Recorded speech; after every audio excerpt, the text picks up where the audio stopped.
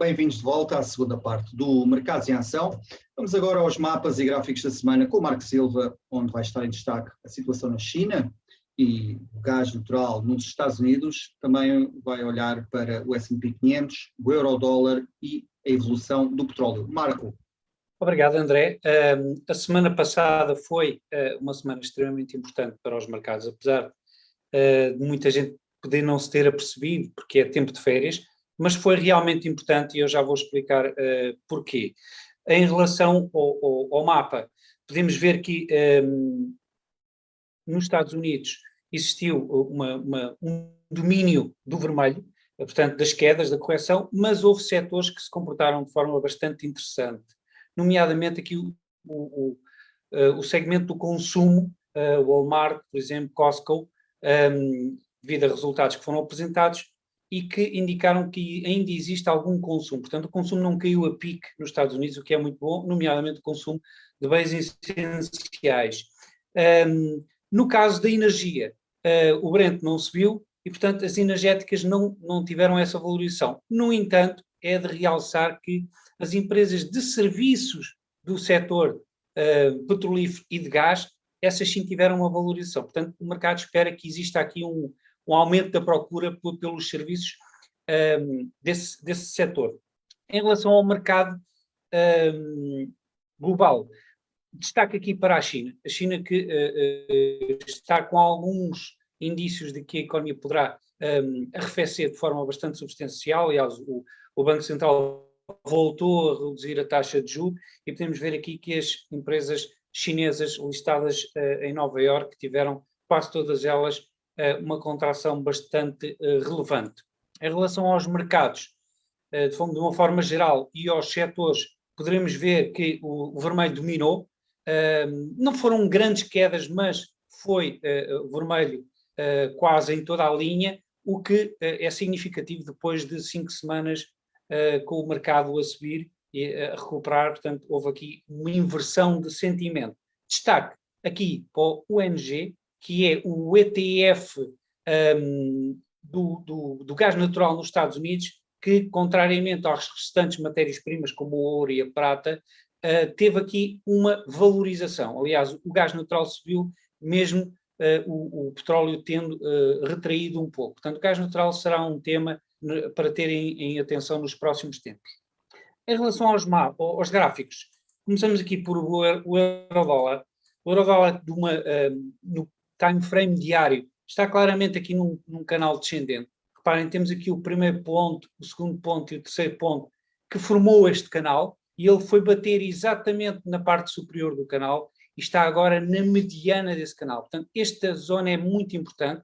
Caso exista uma quebra em baixa, então poderemos ter aqui um teste a esta linha inferior que está no 0,97 neste momento. Portanto, terem atenção aqui ao euro-dólar, poderá ter aqui um tombo bastante relevante. Em relação ao Brent, o Brent que está a testar aqui esta linha de tendência que vem dos máximos de março. Reparem que foi aqui testar 3 vezes, nunca fechou em baixo e agora está-se a afastar desta linha laranja, o que é muito significativo. Portanto, está aqui com um indício positivo e tem esta linha de tendência verde como resistência. Caso a quebre, poderemos ter aqui o Brent nos $106 num primeiro nível. De destacar aqui esta divergência positiva, portanto o Stochastic neste segundo mínimo ficou acima do que tinha atingido no primeiro mínimo. Isto é uma divergência positiva que reforça a ideia de que o Brent poderá ter aqui uma valorização no curto prazo. Aliás, isto é algo que aconteceu, por exemplo, no S&P 500, no Stochastic. Reparem que houve aqui também esta divergência positiva e o S&P 500 teve aqui uma forte valorização nas semanas recentes. E vamos analisar exatamente o S&P 500 porquê.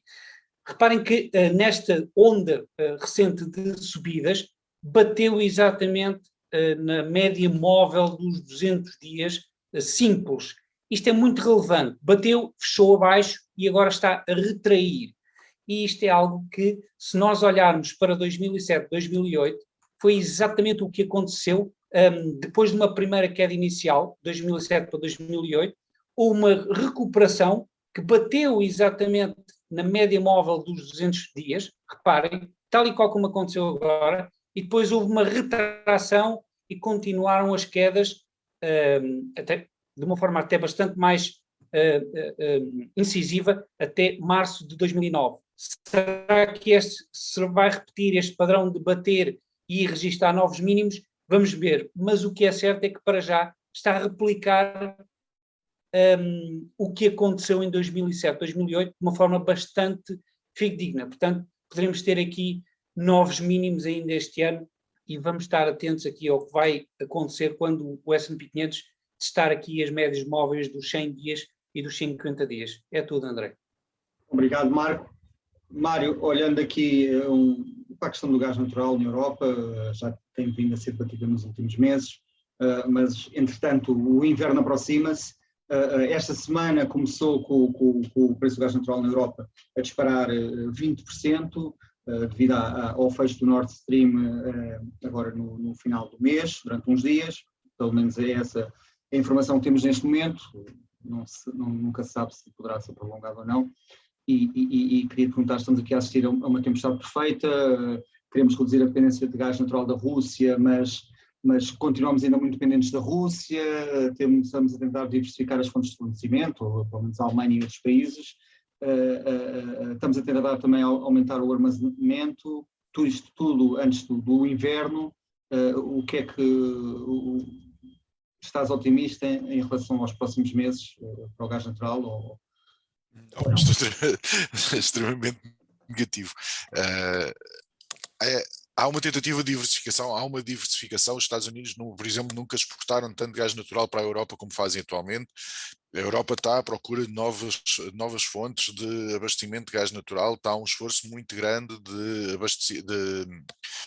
criar reservas para o inverno, não só por problemas de aquecimento, as pessoas não podem morrer de frio, ou teoricamente não podem morrer de frio, mas a indústria, sobretudo a indústria alemã, depende muito de energia, e depende muito de energia barata. A Alemanha, o modelo económico de crescimento da Alemanha no pós-guerra foi compra de energia barata da vinda da Rússia e transformação dessa energia barata em produtos manufaturados para revenda a preços elevados. Este modelo económico neste momento não funciona. Portanto, a energia está excessivamente cara, existe um prémio que os consumidores estão dispostos a pagar pelos produtos fabricados na Alemanha, mas esse prémio só vai até um determinado ponto. A partir de um determinado ponto as pessoas perdem o apetite por comprar produtos alemães, porque o prémio fica excessivamente caro e não justifica. Portanto, a Alemanha precisa de gás natural para aquecer as pessoas, mas sobretudo precisa de gás natural a preços acessíveis para manter um crescimento económico que tem registado e sobretudo tendo em conta que é o motor, que é a alma da eurozona, da zona euro. Existe aqui um problema muito mais grave do que propriamente a Alemanha ser ou não capaz de passar o inverno e de aquecer as pessoas. É de saber se o modelo económico que eles têm e que utilizaram ao longo dos últimos 50, 60, 70 anos, se continua a ser viável ou não. E para esse modelo ser viável, eles vão ter que encontrar outras soluções de fornecimento, outras soluções de abastecimento, soluções de armazenamento, tudo questões que não se colocavam até recentemente, porque havia gás natural de sobra a ser transmitido pelo Nord Stream 1 e previa-se, antes de começar os problemas na Ucrânia, pelo Nord Stream 2 ainda mais. Portanto, há aqui uma mudança de paradigma económico que vai ter que acontecer e isto é muito mais difícil e é muito mais penoso do que simplesmente manter as casas aquecidas. Aqui acreditas que isto terá impacto aqui no crescimento económico alemão nos próximos tempos? Vai, seguramente. Já está a ter. A Alemanha... O motor da economia europeia pode vir a gripar? Já gripou. Agora pode gritar muito mais, ou pode gripar, ou isto pode ser o limite do problema. é impossível dizer. Se a Alemanha conseguir suprir as necessidades que tem de gás natural para a indústria, isto não deixará de ser um problema. Mas neste momento, sim, neste momento a Alemanha passa por problemas económicos e passa por uma conjuntura económica que não lhe é nada favorável e à qual ela não estava nada habituada. Portanto, ao longo dos últimos anos não tem sido normal a Alemanha estar nesta situação. A última vez que eu me lembro da Alemanha estar numa situação equivalente a esta foi na altura das dot-coms, em que a Alemanha foi fortemente penalizada nessa altura e também passou por alguns problemas. Aliás, foi o primeiro país a quebrar as regras do euro, foi a Alemanha que excedeu o déficit em 3%. E a última, nos últimos 30 anos, acho que foi assim a vez que a Alemanha teve mais próxima de problemas económicos que teve como está agora. Só que agora é mais grave do que em 2000, 2001, quando foi a crise das dot-coms. Não é o motor da economia alemã. E agora, em termos industriais, é o motor da economia alemã que está em perigo. Mário, obrigado. Vamos agora para um breve intervalo e regressamos já.